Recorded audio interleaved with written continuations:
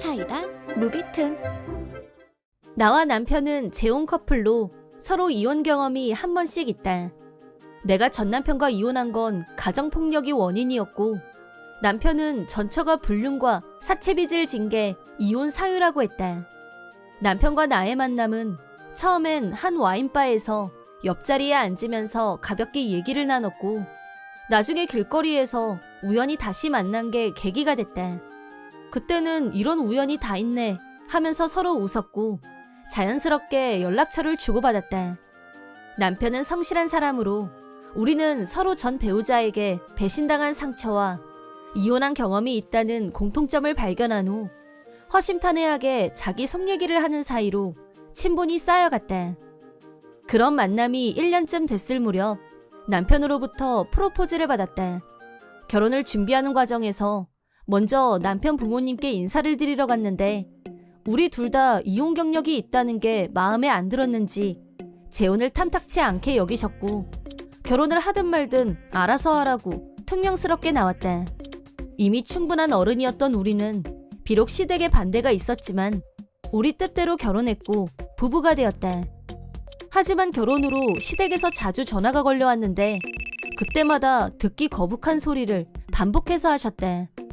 심지어 내가 임신을 했다, 아이가 태어났다고 말씀드렸을 때도 걔 내 아들 자식 맞아?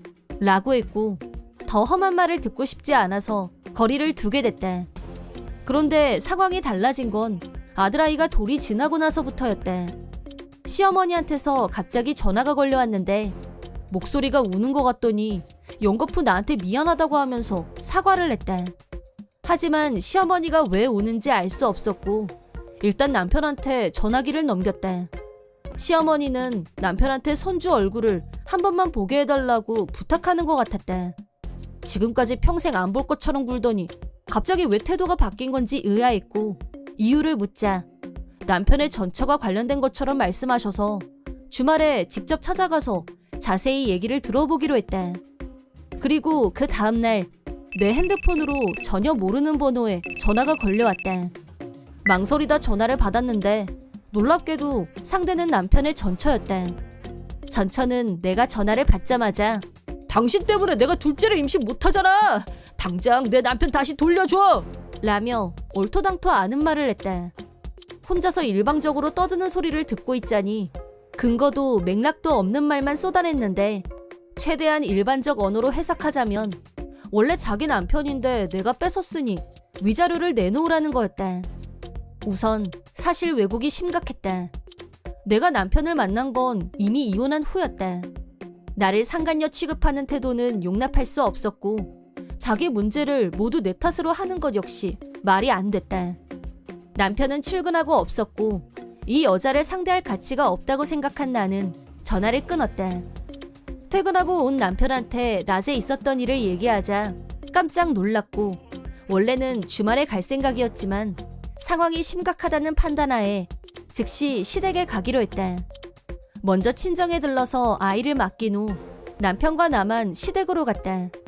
시부모님은 나한테 정말 미안하다며 그동안 말하지 않았던 사실을 털어놓으셨다. 알고 보니 전처는 남편과 이혼한 후에도 시댁에 가끔 아이를 데리고 찾아왔었다고 한다. 이혼은 했지만 자기들 손녀인 건 변함없는 사실이었고, 선물이며 용돈 등 손녀 사랑도 여전했다. 그건 우리가 간섭할 일이 전혀 아니지만 전처는 시댁에서 내가 임신했다는 말을 들었고, 그러자 남편이 자기 말고 다른 여자를 좋아하거나 임신을 시킬 리가 없다면서 틀림없이 내가 불륜을 했고 다른 남자애를 임신했을 거라고 계속 말했다고 한다. 설상가상으로 전처는 내가 남편과 불륜을 한 게 이혼 사유였다고 하면서 나 때문에 갈라선 거라고 거짓말로 두 분을 속였고, 그래서 두 분은 나를 처음부터 미워했다는 거였다. 사실이 밝혀져서 기쁘다고 할 상황은 아니었지만 시부모님이 나를 미워하는 이유가 뭔지 영문을 몰라서 계속 답답했었는데 확실한 이유를 알게 되자 기분은 후련했다.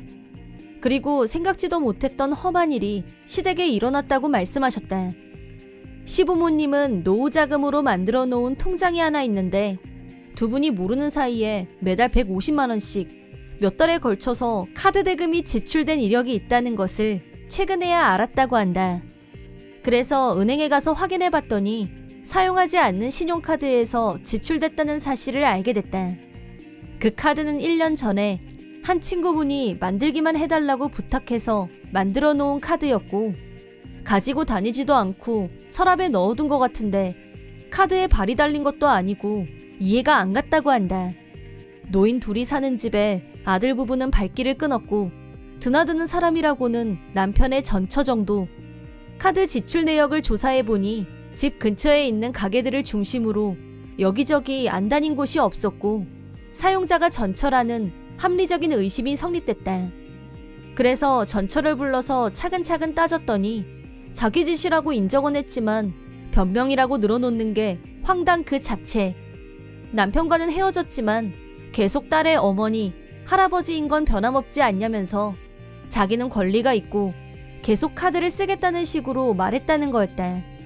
그 태도를 보고 나서 전처가 어떤 인간인지 그제야 알게 된 시부모님은 지금까지 나한테 얼마나 큰 잘못을 했는지 깨닫게 됐고, 전화를 걸어서 눈물로 사과한 거라고 했다.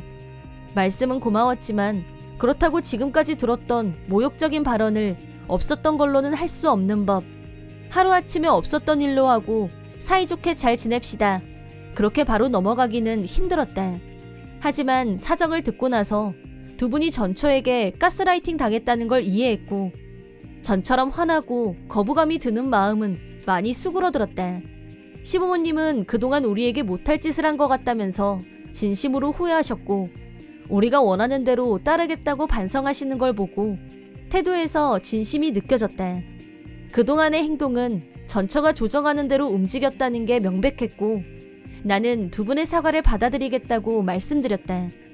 그 말에 두 분은 감격한 나머지 나한테 절까지 하면서 다시 미안하다고 하셨다. 또 전처가 딸아이를 앞세워 권리를 주장하면서 이혼했음에도 불구하고 우리 가족을 쥐고 흔들려는 태도를 바로 잡아야 한다는데 모두 의견 일치를 봤다. 예상했던 대로 전처는 시부모님으로부터 돈을 우려낼 수 없게 되자 나한테 병적으로 연락을 해댔고, 하루에 최소 30번 이상 전화 고문을 하면서 그 사람 진짜 속마음은 나랑 재결합하고 싶어 한다. 당장 이혼하고 꺼져라. 버텨봐야 버림받고 더 비참해질 거라는 내용의 음성 메시지를 남겼다. 전처는 이혼 전 불륜남의 아이를 2번이나 낙태한 적이 있는데 그건 모두 남편을 위한 선택이었다면서, 그 결과 현재 자기는 임신할 수 없게 됐기 때문에 우리더러 위자료로 5천만 원을 내놓으라고 엄포를 놓는 등 수준 이하의 발언으로 진흙탕 싸움을 만들었다. 낙태는 남편도 처음 듣는 말이었는지 진짜 최악이라면서 경악의 경악을 금치 못했다. 이유를 불문하고 2번이나 낙태를 했다면 다시 아이를 낳을 수 없는 몸이 되는 건 어쩔 수 없다는 생각이 든다. 시부모님을 포함해서 우리가 다 같이 내린 결론은 갈수록 억지 주장을 키우는 전처를 고소하는 거였다. 특히 시부모님의 카드를 몰래 가져다 쓴 것은 범죄 행위가 분명했고 먼저 경찰에 신고했다. 그러자 전처는 왜 경찰이 나를 잡으러 와? 내가 뭘 잘못했는데? 잘못은 당신들이 했잖아. 나쁜 사람은 당신들이지 내가 아니야. 라고 소리소리 질러댔는데 제발 주제 파악 좀 하길 바란다. 내가 그동안 누구 때문에 그런 고통을 받았는지 한 번쯤 양심에 손을 얹고 생각이란 걸 했으면 하는 바람이다. 결과적으로 전처는 실형을 받거나 감옥에 들어가지는 않았지만 수개월에 걸쳐 매달 150만 원을 몰래 사용했기 때문에 내가 요구한 위자료를 포함해서 변상금을 갚기 위해 큰 빚을 지게 됐다. 사태가 커지자 전처 부모님까지 나서서 우리한테 직접 사과하면서 위자료를 꼭 갚게 하겠다고 약속했다. 하지만 딸아이 양육을 애엄마한테 계속 맡길 수는 없다면서 자신들이 책임지고 전처 대신 키우겠다고 하셔서 남편도 그 말을 듣고 안심하는 것 같았다. 전처는 선처 없이 위자료를 반드시 지불하라고 결정이 나자 돈을 벌기 위해 아침에는 편의점 알바, 저녁에는 룸살롱 등에서 일을 하고 있다는데 위자료가 워낙 많다 보니 그렇게 일을 해도 돈이 모아지지 않았고 남편한테 전화해서 제발 자기 좀 살려달라고 애원한 모양인데 빛의 속도로 차단했다. 시부모님과 그동안 패였던 골은 시간을 두고 천천히 좁혀나갈 생각이다. 전처는 자신이 저지른 잘못을 오래오래 되돌아보면서 그에 걸맞는 벌도 꼭 받았으면 하는 바람이다. 이번 영상은 어떠셨나요? 재밌게 보셨다면 구독, 좋아요에 댓글까지 달아주시면 감사하겠습니다. 그럼 다음 영상에서 만나요.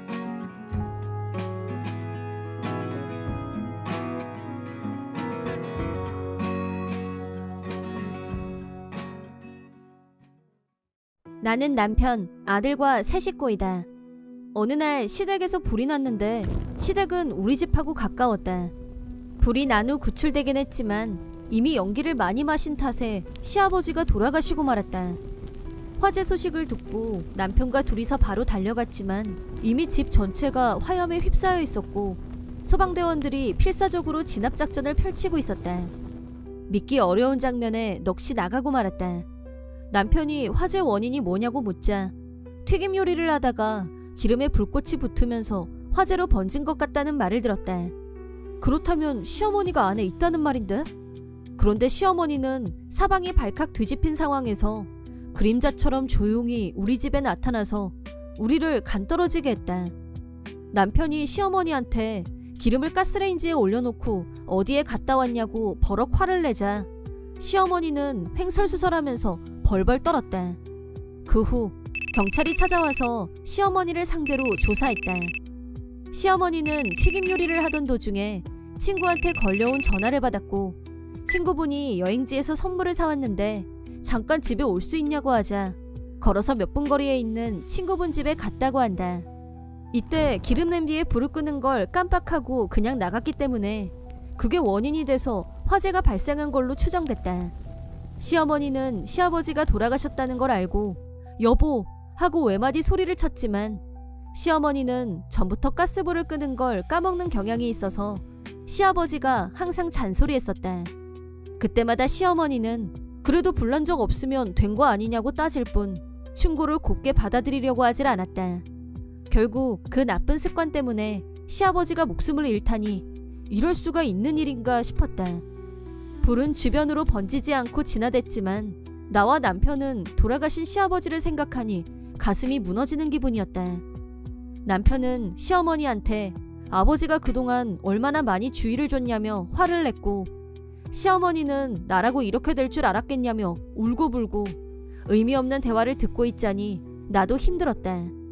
결혼 후 시아버지한테는 사랑을 많이 받았었다. 우리 결혼을 반대했던 시어머니를 커버해 주셨고 나와 남편이 잘 어울리는 한 쌍이라며 흐뭇해하셨다. 손자에게는 해마다 생일, 크리스마스에 선물을 주시는 자상한 할아버지였다. 그래서 솔직히 왜 하필 좋은 사람인 시아버지가 화를 입은 건지 억울한 생각마저 들었다. 시어머니 말로는 최근에 시아버지가 몸이 계속 안 좋아서 그날도 침대에 누워 있었다고 한다. 약을 먹고 잠을 잤고 잠이 깊이 들었던 탓에 불이 난 것도 늦게 알았고 피할 시간도 없었던 건 아닌지 조금만 빨리 구조됐다면 무사할 수도 있었을 텐데 안타까운 마음을 추스르기 힘들었다.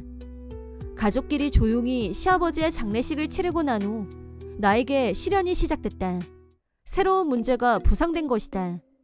장례식 후 시어머니는 이제 갈 곳이 없으니 우리 집에 와서 살겠다고 했다. 마침 너희가 이렇게 가까운 곳에 집을 지어서 얼마나 다행이니? 내 방은 남향으로 볕이 잘 드는 방으로 부탁한다. 짐 옮기는 건 내가 직접 하기 어려우니까 너희가 연락해서 사람 부르고 알았지? 우리가 허락도 하기 전에 자기 멋대로 남향방을 내놓으라는 말부터 하는 게 어이가 없었다. 그동안 시어머니는 이루 헤아릴 수 없이 많은 갑질을 해왔던 장본인이었다. 시어머니 때문에 화상을 입은 적이 있었다. 뜨겁게 달궈진 기름을 내 다리에 은근슬쩍 실수를 가장해 쏟아붓는 바람에 큰 화상을 입고 구급차에 실려갔었다. 그때 입은 중도의 화상으로 피부가 다 벗겨졌고 여전히 다리에 상흔이 남아있다. 또 한 번은 시어머니가 마당에 잡초를 뽑으라며 시댁으로 나를 호출한 적이 있었다. 내가 풀을 뽑고 있을 때 시어머니는 나갔다 오겠다며 차에 탔는데 갑자기 내 쪽으로 후진을 해서 시어머니 차에 깔릴 뻔했다. 다행히 그때마다 남편이 나서서 시어머니를 응징해줬었고 최근에는 발길을 끊는 게 좋겠다고 해서 시댁에 가지도 않았었는데 동거라니 숨통이 조여오는 기분이 들었다. 시어머니의 고의적인 실수 때문에 이번엔 내 목숨이 왔다 갔다 할 것 같은 공포가 밀려왔다. 만약 시아버지가 계셨다면 동거에 대해서 조금은 긍정 검토를 해봤을 수도 있지만 시아버지가 안 계신 마당에 시어머니를 모시고 싶은 생각은 1도 없었고 죄송하지만 동거는 힘들 것 같다고 즉시 거절했다. 그러자 시어머니는 얘가 지금 뭐래니? 시어머니가 갈 곳이 없는데도 같이 못 살겠다는 게 어느 나라 돌이야 대체? 너 이런 마누라 계속 데리고 살 거니? 당장 이혼해! 라고 남편한테 명령했다. 나를 내쫓으면 남편 명의로 된 집이니 자기 집인 양 마음 편하게 살 수 있을 거라고 생각한 게 분명했다. 하지만 남편은 그동안 시어머니가 나한테 했던 각종 악덕 행위를 잘 알고 있었고 같이 살게 되면 어떤 위험이 도사리고 있을지 충분히 이해하고 있었기 때문에 정신 차리세요. 불을 낸 사람도 아버지를 돌아가시게 만든 사람도 어머니예요. 그리고 지금까지 어머니가 당애한테 했던 짓들 다 잊으셨어요? 라며 내 편을 들어줬다. 시어머니는 그건 고의도 아니고 내 책임이 아니라며 억지 논리를 펼쳤지만 누가 봐도 이번 일은 시어머니 책임이었다. 남편은 시아버지의 죽음에 대해서 시어머니를 원망하고 있었고 절대 같이 살고 싶지 않다고 했다. 시어머니는 집도 다 타고 없는데 나더러 어디 가서 살라는 거야? 라며 절규했지만 화재 말고도 사고 친 일이 하나 더 있었다.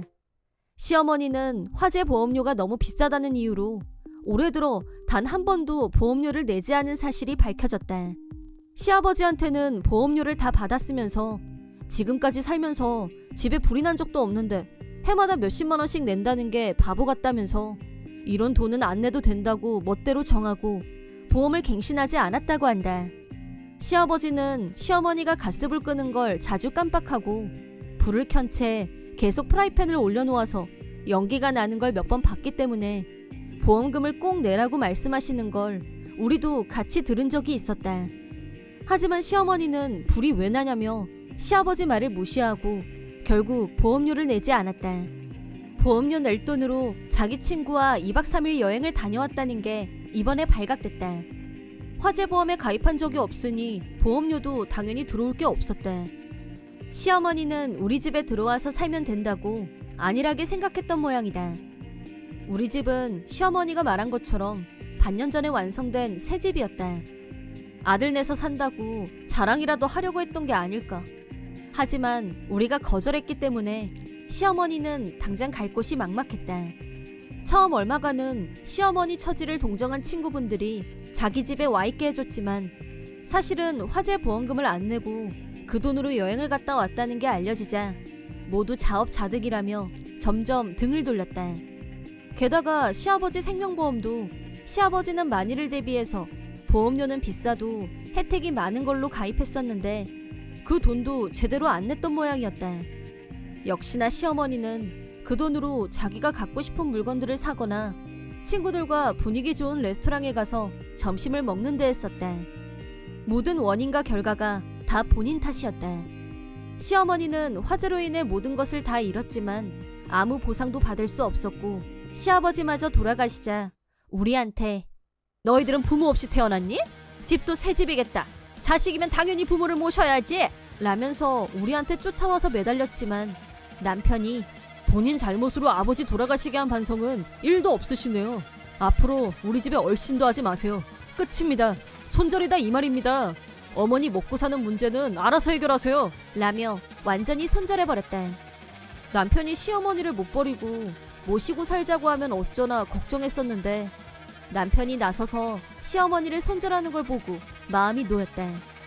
그 후 시어머니는 자기 힘으로 아파트를 하나 얻었다고 하는데 시어머니가 가스불을 방치한 게 원인이 되어 시아버지가 돌아가셨다는 걸 알게 된 친척들이 따지러 몰려들었고 네가 죽였지 우리 형 살려내 라면서 매일 몰려와서 항의하자 아파트 주민들이 견디다 못해 시어머니를 쫓아냈다. 시어머니는 지금 공원에서 노숙하는 신세가 됐다고 들었다. 매일 공원에서 자고 편의점 쓰레기통을 뒤져서 먹을 걸 찾고 다닌다는 소문도 들리고 몰골이 완전히 거짓골이 됐다는 말도 들었지만 동정의 가치가 느껴지지 않는다.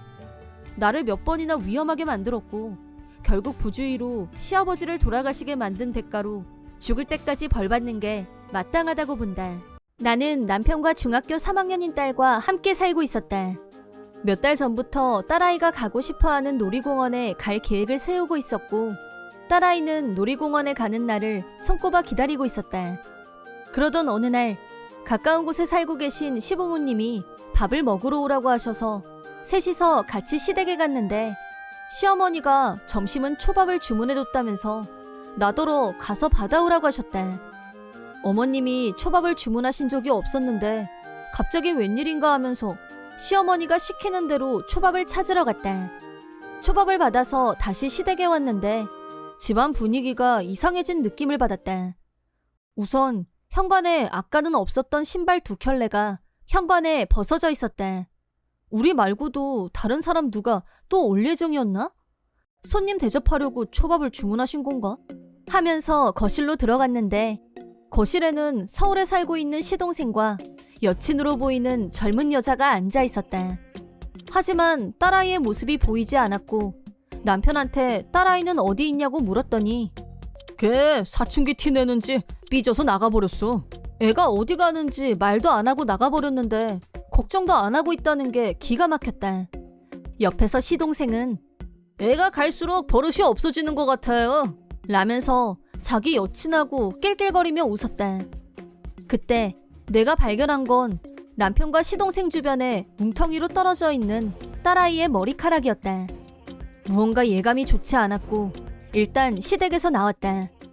그러자 모르는 번호로 전화가 걸려왔고 전화를 받자 근처 편의점 직원이라면서 우리 딸이 울면서 편의점 앞에 있는 철로에 뛰어들려는 걸 발견하고 달려나가서 사고 나기 직전에 구출했고 지금 편의점 안에서 보호하고 있다고 했다. 게다가 차림이 너무 이상해서 혹시 무슨 일을 당한 게 아닌가 하는 의심이 든다는 직원의 마지막 말에 가슴이 덜컥 내려앉았다. 나는 정신없이 편의점으로 달려갔다. 내가 도착하자 딸아이는 울면서 달려와 나한테 안겼다. 딸아이는 넘어졌는지 양쪽 무릎이 벗겨지고 피가 흐르고 있었다. 하지만 나를 경악하게 만든 건 딸아이의 머리카락이었다. 딸아이의 상징이었던 찰랑찰랑 허리까지 내려오는 까만 생머리가 싹둑 잘려나가서 갓난이 머리가 되어 있었다. 귀 쪽은 남자애들처럼 이발기로 밀어버린 흔적이 보였다. 이게 어떻게 된 일이냐고 묻자 딸아이는 시동생과 그 여친이 한 짓이라고 했다.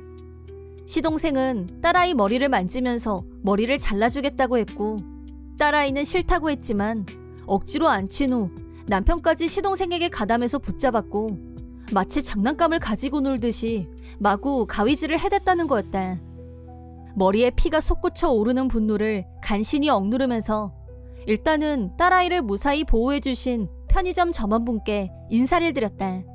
그러자 편의점 점원은 돈은 자기가 나중에 계산하겠다면서 딸아이에게 반창고와 구급약을 챙겨주셨고 이걸로 우선 응급처치를 하라며 마지막까지 따뜻하게 배려해주셨다. 가까운 공원에서 무릎에 약을 발라준 후 시댁으로 다시 갔다. 현관문을 벌컥 열고 뚜벅뚜벅 걸어가서 시동생 멱살을 움켜잡았다. 네가 뭔데 남의 귀한 딸 머리를 적골로 만들어? 당신은 그러고도 아빠야? 말리지는 못할 망정 거들었다면서! 내가 언성을 높이자 시어머니가 뒤에서 리모컨으로 내 머리를 때렸다. 넌 뭔데 내 아들들을 잡아? 일껏 머리 깎아줬더니 어디서 행패야? 깎아주겠다는데 왜 싫다고 난리를 쳐? 라며 아들들 역성을 들었다. 내가 화를 내자 오히려 딸아이를 나무랐고 그걸 듣고 있으려니 더 열이 뻗쳤다. 내 친정오빠는 인기 헤어 디자이너였고 딸아이는 놀이동산 가기 전에 오빠 미용실에 가서 예쁘게 머리 손질을 받을 예정이었다. 그런데 그 말을 듣고 전문학원 수료를 마치고 갓 미용사로 취직한 시동생이 자기가 잘라주겠다고 설치고 나서면서 사달이 난 거였다. 하지만 딸아이는 우리 오빠한테 딴머리를 주문할 예정이었기 때문에 자르지 말라고 강력하게 거부했지만 하지 말라는 말에 더 자극을 받은 시동생이 가위를 들고 왔고 삼촌 말 들으라며 남편이 거들고 시어머니는 똑바로 앉으라며 딸아이를 붙잡고 그 사이 시동생은 일반 가위로 딸아이 머리를 잘라버린 거였다. 잘려나간 자기 머리를 보고 딸아이가 항의하자 어른 셋이 딸아이를 야단치고 윽박지른 것도 모자라 시동생이 요즘 유행하는 상고머리를 연습하고 싶다면서 이발기를 머리에 댔다. 쥐가 뜯어먹은 머리 모양이 된 딸아이는 충격을 받고 시댁에서 뛰쳐나간 거였다. 전말을 듣고 나니 살인이 왜 일어나는지 알 것 같았다. 그런데도 이 인간들은 딸아이가 몸부림을 쳐서 그렇게 된 거라며 딸아이 탓을 했다. 본인이 싫다는데 무슨 자격으로 남의 머리를 자르는 건데? 가위 들고 내 손으로 시동생 머리를 박박 잘라버리고 싶었다. 하지만 그보다 딸아이를 이런 곳에 1초라도 더 두고 싶지 않았고 딸아이를 데리고 시댁에서 나와 곧장 오빠와 부모님이 있는 친정으로 향했다. 친정에 도착한 후 연락을 받고 일하다 말고 집에 온 오빠는 딸아이를 보더니 경악했다. 부모님이 분노한 건 말할 것도 없었다. 오빠는 샵에 가서 도구를 들고 왔고 인류 미용사의 솜씨를 발휘해서 세련된 커트로 스타일 변신을 시켜주자 딸아이의 얼굴에 웃음이 돌아왔다. 하지만 오빠는 같은 미용사로서 있을 수 없는 일이라며 여전히 분노했다. 사안의 심각성을 1도 파악 못하는 남편은 자기 동생이 호의를 베푸려고 한 건데 네가 뭔데 내 동생 멱살을 잡고 우리 엄마한테 화를 내냐며 내가 너를 그냥 둘 것 같냐면서 라인으로 나한테 마구 퍼부어댔다. 나는 멍청한 남편과 이혼할 결심을 했다. 남편은 같이 놀이동산 가기로 한 것도 내가 난동을 부리고 뛰쳐나갔기 때문에 자기는 자기 식구들과 놀러 가겠다고 하길래 차라리 잘 됐으니까 잘 다녀오라고 했다. 내가 이혼하겠다고 하자 가족 모두 이견이 없었다. 아버지는 지인들을 통해서 변호사를 소개해 주셨다. 나는 남편이 시댁 식구들과 여행을 간 사이에 집에 갔다. 남편은 자기가 없을 때 내가 올 걸 알았는지 테이블 위에 편지가 놓여 있었다. 그 편지를 읽는 순간 다시 머리에 피가 솟구치는 기분이 들었다. 일단 첫 번째는 이번 사건의 피해자인 딸아이를 거론하며 버릇을 단단히 고쳐주라는 것과 두 번째는 이 집에 다시 들어오고 싶으면 시댁에 와서 무릎을 꿇고 정중히 사과하라는 거였다. 내가 왜? 끓어오르는 분노를 억누르고 필요한 짐들을 재빠르게 챙기기 시작했다. 그러다 싱크대 하수구에서 내가 할머니로부터 물려받은 반지가 버려져 있는 걸 발견했다. 이혼을 결심한 순간 남편한테 미련은 1도 없었지만 분노와 증오심은 몇 배로 증가했다. 나는 아버지 도움을 받아 결혼 전부터 내가 쓰고 있었고 결혼하고 살림을 합치면서 가지고 와서 지금까지 쓰고 있던 냉장고, 세탁기, 청소기, 에어컨까지 싹 다 정리해서 친정으로 들고 와버렸다. 짐 정리가 끝난 후 다음은 아동 상담소 직원과 면담을 신청했다. 시동생과 시어머니, 남편이 딸아이에게 저지른 일에 대해 얘기하면서 딸아이가 자기 머리를 얼마나 소중히 여겨왔는지, 그런 딸아이에게 저들이 어떤 만행을 저질렀는지에 대해 증거 사진을 제시했다. 충격을 받은 딸아이가 철로에 뛰어들려고 했던 일까지 모두 말했다. 내가 얘기를 마치자 담당자가 자기도 같은 또래의 딸을 키우고 있다면서 만약 자기 딸이 가족들에게 그런 일을 당했다면 자기도 견디기 힘들 것 같다면서 내 심정이 어떨지 충분히 공감해줬다. 모든 준비를 마친 나는 변호사를 통해 남편에게 위자료와 이혼을 요구, 시동생과 시어머니에게도 위자료를 청구했다. 며칠 후 여행을 마치고 돌아온 남편은 집안에서 가전제품이 사라지고 변호사 사무실에서 청구서가 도착하자 광분했다. 시댁에서도 누구더러 위자료를 내라는 거냐며 흥분했지만 아동상담소 담당자가 이런 행위도 아동학대에 해당한다면서 경찰에 신고했다. 그날 가담했던 사람들이 모두 체포되면서 전과자가 될 위기에 처했다. 경찰 조사 후 시동생은 겨우 취직한 직장에 이번 일이 알려지면서 사춘기 중학생 여자아이 머리를 함부로 자른 행위는 폭력이란 이유로 자격증을 박탈당했다면서 광분했다. 공범자인 시동생 여친 역시 이런 인간 말종은 자식도 아니라며 집에서 쫓겨났다고 한다. 동네에 이 일이 알려진 후 시어머니에게 가장 두려운 것은 사람들의 눈총이었다. 최근에는 밖에도 제대로 못 나가고 있는 형편이라고 한다. 한편 남편은 자기 딸 머리를 함부로 자르고 충격받은 딸아이가 자살하려고 철로에 뛰어들었다는 사실이 회사에 알려진 후 그것 때문에 아동학대로 신고당했다는 사실이 드러나자 비도덕적이란 이유로 회사에서 해고 처분을 당했다. 궁지에 몰린 남편은 내가 사과할게. 우린 그냥 장난으로 그런 건데 걔도 지금은 화가 나 있겠지만 아빠랑 진짜 헤어지고 싶겠어? 좀 지나면 화 풀리겠지. 나 좀 용서해줘. 라면서 무마를 시도했지만 너 같은 쓰레기를 누가 아빠라고 부르고 싶겠냐며 일깨워준 후 이혼을 확정지었다. 여전히 현실 파악 못하는 남편은 머리 좀 자른 걸 가지고 왜 이사달이 나냐며 발광했지만 여자의 머리를 그 모양으로 만들어 놓고 머리 좀 자른 거라니 여전히 정신을 못 차리고 있다. 이런 인간들은 극한 지옥 맛을 봐야 정신을 차리지 않을까 싶다. 그 후 나는 남편과 시댁에게 위자료를 철저하게 받아냈다. 현재 네 사람에게 남은 건 빚뿐이지만 모든 건 자업자득이고 원망하고 싶으면 자신에게 하라고 충고해주고 싶다. 나는 두 번 다시 그런 쓰레기들과 딸아이를 만나게 하지 않을 생각이다. 내 이름은 진지한 33살의 회사원이다. 아내 한진자는 32살의 전업주부. 결혼 2년 차이지만 아이는 아직이었다. 모처럼 일이 일찍 끝나서 동료와 한잔할 생각으로 번화가를 걷고 있었다. 그러다 우연히 아내가 어떤 남자의 팔짱을 끼고 호텔에서 나오는 걸 목격했다. 나는 두 사람을 향해 다가갔고 핸드폰으로 증거사진을 찍는 것도 잊지 않았다. 불륜남은 나를 보더니 파랗게 질려서 쏜살같이 달아났다. 아내를 데리고 집으로 오긴 왔는데 아내는 미리 준비해둔 것처럼 변명을 늘어놨다. 당신이 취해서 잘못 본 거야. 착각한 거라니까? 술은 마시러 가지도 못했거든? 불륜남에 대해 물었지만 아내는 입을 열려고 하질 않았다. 입 안 열면 방법이 없을까봐 흥신소 고용해서 조사하면 다 나와. 하지마. 그 사람한테 절대 피해주면 안 돼. 피해를 입은 사람은 나거든? 어이상실 그 잡채. 좋아, 그렇다 이거지. 당신 하는 거 보니까 답은 하나네. 당장 이혼해. 안 돼 그건. 난 이혼 싫어. 아내는 마침내 불륜남에 대해 입을 열었다. 다음 날 불륜남 집과 직장이라는 디자이너 사무실로 전화를 걸었다. 하지만 불륜남을 찾을 수 없었다. 부모님이 돌아가셔서 당분간 회사에 못 나온다는 연락만 있었다고 했다. 갑자기 불륜남 부모님이 돌아가신 모양인데 100% 거짓말이 뻔했다. 아내의 지인관계를 바탕으로 불륜남에 대한 정보를 수집한 결과 불륜남의 본가를 찾아냈다. 놈의 본가로 찾아갔더니 두 어르신은 멀쩡히 살아계셨다. 내가 사정을 얘기하자 두 분은 허리를 낮추고 사과하셨다. 하지만 정작 불륜남 본인은 도망 중으로 연락이 닿지 않았다. 며칠 후 불륜남의 부모님한테서 연락이 왔다. 놈이 돈을 빌려달라며 집에 왔다는 거였다. 나는 전화를 바꿔달라고 했고 녹음기 버튼을 눌렀다.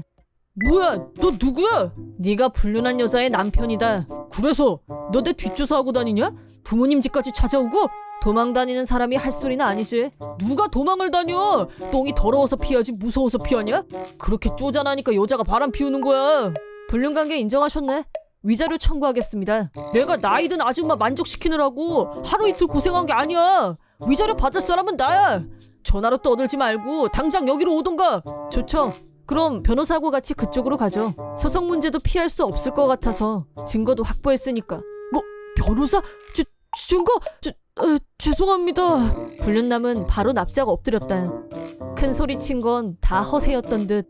제가 부인하고 호텔에 간 건 딱 한 번이었고 그만 잠깐 실수로. 불륜남이 궁색한 변명을 늘어놓길래 나는 말을 끊었다. 방금 전에는 나이든 아줌마 만족시키느라고 하루 이틀 고생한 게 아니라고 하셨는데요. 한 번 하고 하루 이틀은 모순되는 표현 아닌가? 저는 그런 말 안 했어요. 잘못 들으신 거겠죠. 죄송한데 이 전화 녹음되고 있습니다. 그런 말을 했을 수도 있는데 잘못 말한 거예요. 아내는 모든 사실을 털어놨습니다. 증거도 있고요. 그쪽 부모님도 저를 동정하시던데요. 이 판이 누구한테 유리한지 이해가 됩니까? 거짓말로 무마하려고 하면 본인한테 더 불리해질 뿐입니다. 죄송합니다. 좋습니다. 변호사하고 찾아갈 테니까 시간은 언제 가져오세요? 아까는 그냥 해본 말이에요. 여기로 오실 필요까지는 없는 걸로.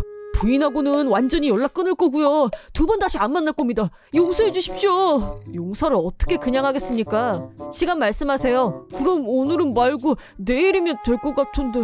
네, 그렇게 하죠. 내일 부모님 댁으로 찾아가죠. 오라고 한 건 그쪽이니까 이번에는 도망가지 말고 기다리시기 바랍니다.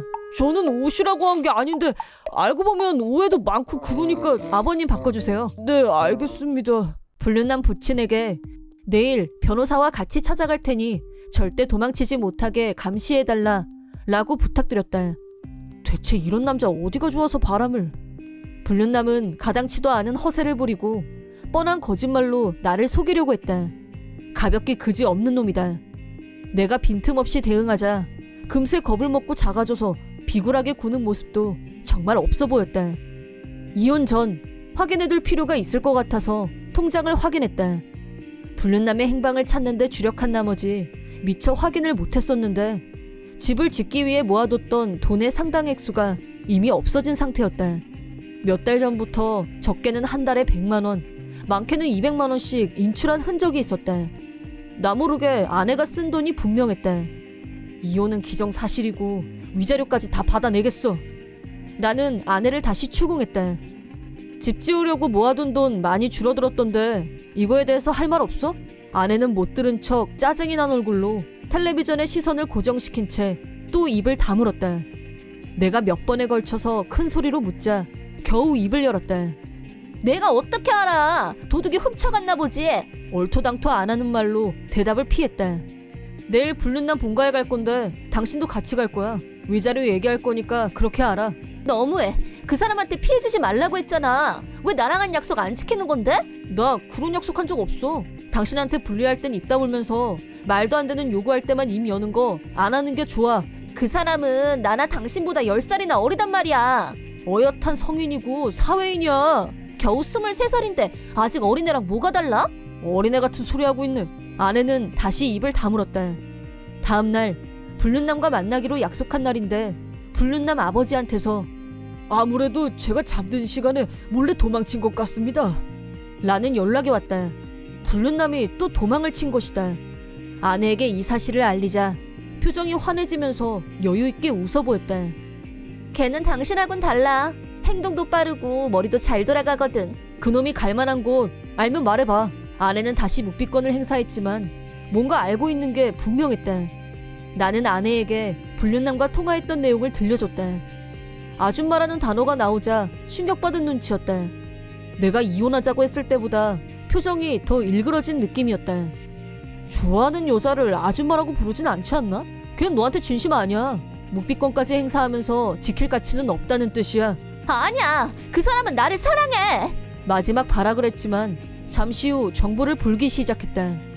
불륜남은 디자인을 위해서 작업실을 갖고 있다고 했다. 작은 아파트인데 거기서 작업을 하기보다는 주로 미래를 즐기는 장소로 이용한 모양이었다.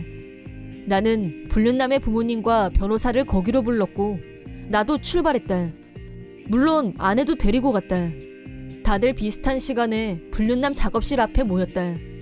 작업실에는 유선전화가 있다고 해서 그 번호로 전화를 걸었다. 불륜남 핸드폰은 아무리 걸어도 받지 않았기 때문이다. 네. 기분 나쁜 태도로 대답하는 불륜남. 나야? 나가 누구야? 나 지금 기분 안 좋으니까 대답 제대로 해. 확 날려버리는 수가 있으니까. 날려버리려면 얼굴을 봐야 되지 않겠어? 지금 좀 보자. 마누라가 네 작업실 알려줬어. 변호사랑 친히 가줄 테니까. 변호사? 너 설마 어제 통화했는데 벌써 목소리를 까먹었나? 나야 나. 네가 불륜한 여자의 남편. 내가 너하고 마누라한테 위자료 청구할 거라고 했잖아. 그 전에 얼굴도 한번 보고. 너희 부모님하고 내 마누라 그리고 변호사도 네 얼굴 보고 싶어해. 나는 얘기할 거 아무것도 없어. 전화가 끊어졌다. 아마 또 도망칠 생각이겠지. 예상은 적중했다. 작업실에서 나오려는 불륜남을 나, 불륜남 부모님, 아내가 둘러쌌다. 변호사는 조금 떨어진 곳에 있었다. 너 아줌마라고 진짜 그랬어? 나한테 사랑한다고 분명히 그랬잖아. 제일 먼저 공격에 나선 건 아내였다. 완전히 빡쳐 있었다. 불륜남도 흥분한 상태였다. 아줌마는 좀 빠지라며 질세라 대들었다. 나는 녹음을 하면서 말했다. 그럼 대화를 시작해볼까요? 더 이상의 퇴로가 없다는 걸 안 불륜남은 백기를 들었고 내가 묻는 말에도 솔직하게 대답했다. 아내 역시 변명 따위가 통하지 않는다는 걸 인지한 것 같았다. 불륜을 들키지 않고 이혼해서 재산 분열을 노렸다고 실토했다. 나는 이혼했다. 전처와의 재산 분여는 없었다. 나는 위자료로 3천만 원을 청구했다. 전처는 친정으로 갔고 집과 파트 근무를 오가며 살고 있다고 한다. 친정 부모님의 철저한 감시 속에서 말이다. 위자료를 다 갚기 전까지는 감시를 벗어나기는 어려운 상황이라고 한다. 불륜남에게도 위자료로 3천만 원을 청구했다.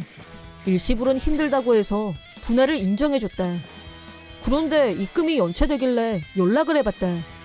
뭐야, 너 누구야? 위압적인 말투였다. 위자료가 제 날짜에 입금이 안 됐네? 죄송합니다. 변호사하고 한 번 더 찾아가야 되나? 아니요, 괜찮습니다. 당장 입금하겠습니다. 놈은 그저 일단은 허세를 부리고 보는 타입인 걸로 인정. 우리 부부는 아이는 아직 없었고 혼자 대신 시어머니를 모시고 시댁에서 살았다. 까다로운 시어머니와 같이 사는 건 조심스러웠고 나를 마음에 들어하지 않는 게 온몸으로 느껴졌기 때문에 솔직히 독립해서 따로 살고 싶었다. 하지만 결혼 승낙 조건이 시어머니와 동거하는 거였기 때문에 결혼과 동시에 시댁에서 신혼을 시작했다.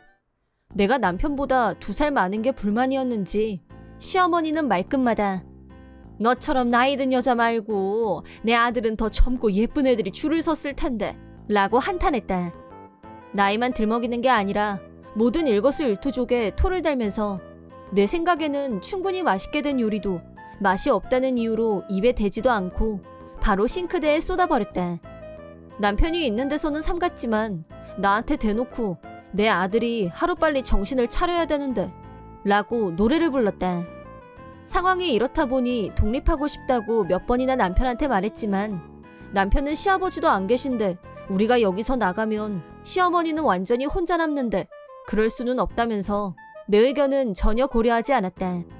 하지만 나는 이런 생활에 매일 스트레스가 쌓여갔고 규칙적이던 생리가 불규칙하게 변하면서 아이가 생기지 않는 결과로 이어지고 말았다. 하지만 부친 문제는 시어머니의 불만사항이었고 내 탓으로 돌리며 나만 보면 하루에도 몇 번씩 쓸모없는 것, 화자품이라고 했다. 눈만 마주쳐도 그런 말을 계속 들어야 하는 숨막히는 생활. 스트레스는 더욱 커져갔고 생리불순도 갈수록 심각해졌다. 남편은 내 몸을 걱정하는 게 아니라 어쩌다 생리를 하면 한숨을 쉬었다. 작정하고 괴롭히는 시어머니보다 방관적인 남편이 더 나를 힘들게 했다. 나는 어떻게 해서든 호르몬 밸런스를 정상으로 돌려서 꼭 임신해야겠다는 강한 의지를 갖게 됐다. 그래서 병원을 찾아갔는데 예상하지 못했던 결과를 듣게 됐다.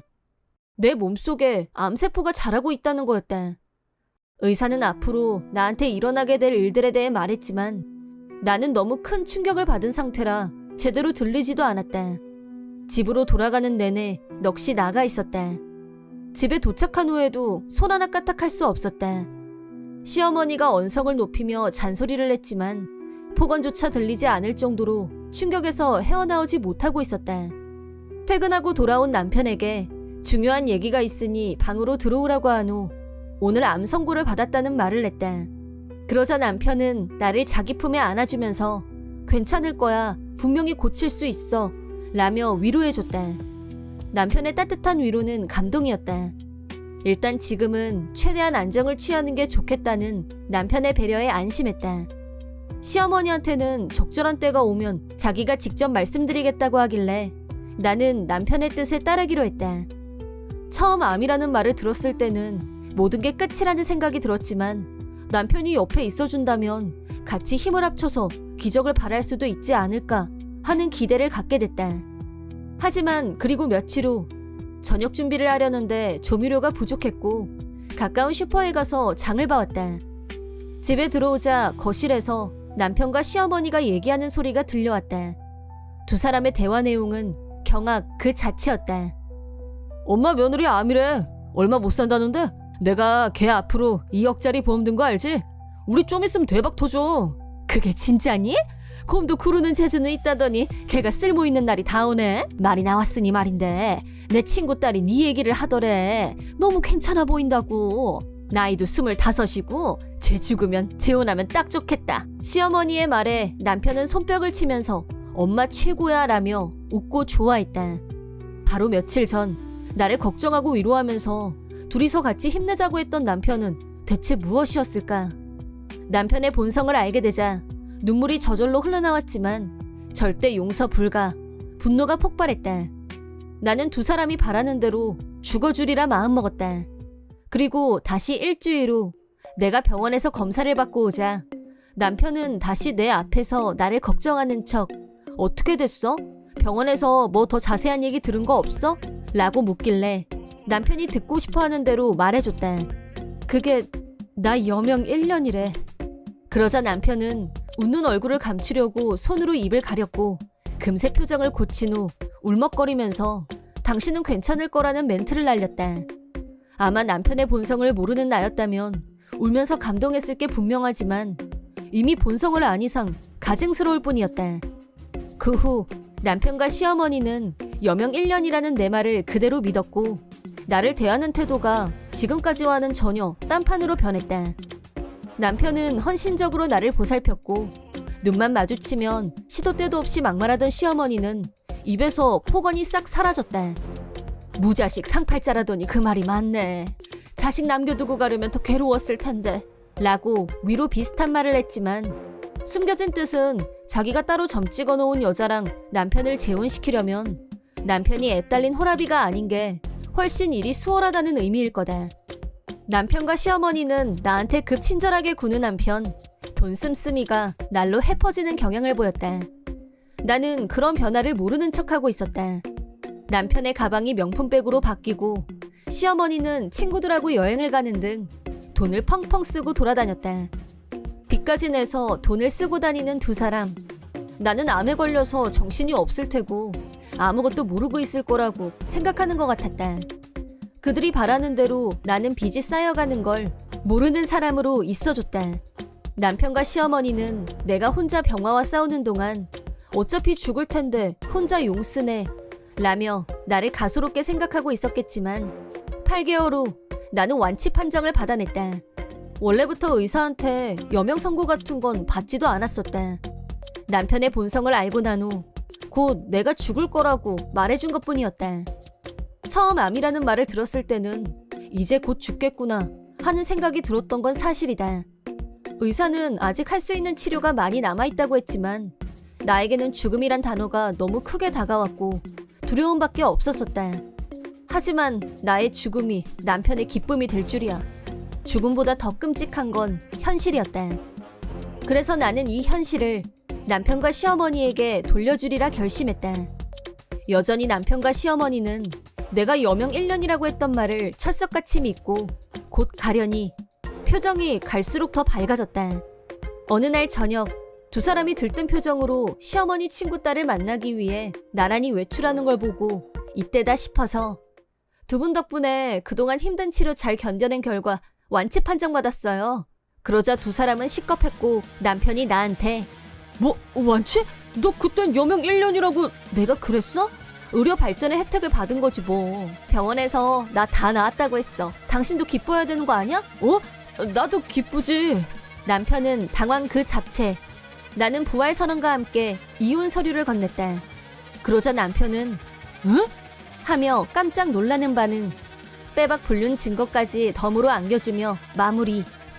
미안하게 됐어. 내가 당신 바라는 대로 죽지 않아서. 대신 이혼해줄 테니까 그 여자하고 재혼하는 건 가능해.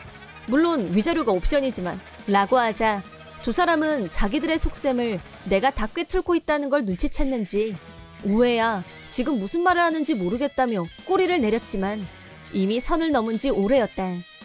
내가 죽을 거라고 확신한 남편은 재혼감으로 점 찍은 여자와 연일 호텔 출입 중이었다.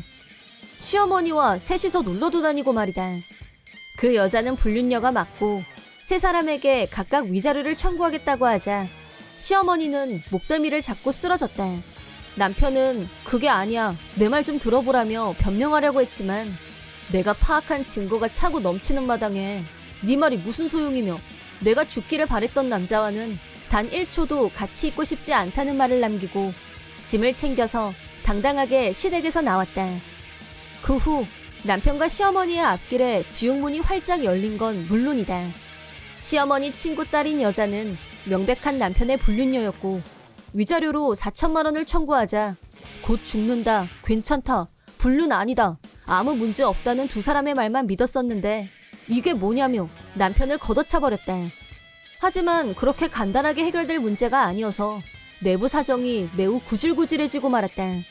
게다가 내 보험금만 들어오면 바로 해결된다고 믿고 미리 펑펑 써댄 돈이 무려 5천만 원을 넘어버렸다. 하지만 들어올 보험금이 없으니 갚을 길도 막막했고 결국 집을 내놓는 신세가 되고 말았다. 두 사람은 현재 집도 절도 없는 신세.